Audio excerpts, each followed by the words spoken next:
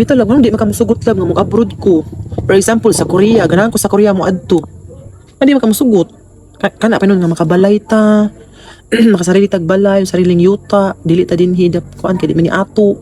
Kay bisan pag moingon sila nga dugay pa sila magbalay, maabot ram sa panahon nga pawao na ta dinhi kay magbalay na sila. For example, maabot na wa patay kuan, gusto mo jud ko na tay future. Dara na nimo lab og kung wala ko din hinam kos layo no, magbinuang ka na ho. Basta kay kung makahuwat ka na ho lab, kita pa. Di ka makahuwat na okay ra pod, wala koy mahimo.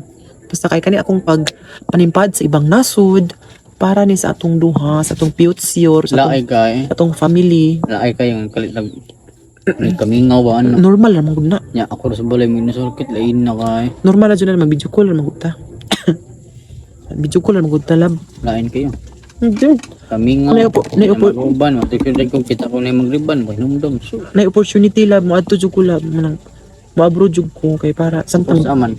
buhi pa akong family. Makatabang pa ko nila.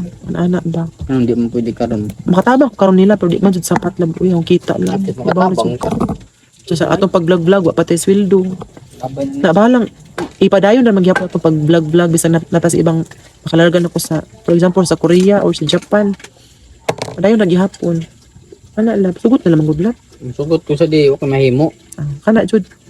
Iampo na lang ko lab.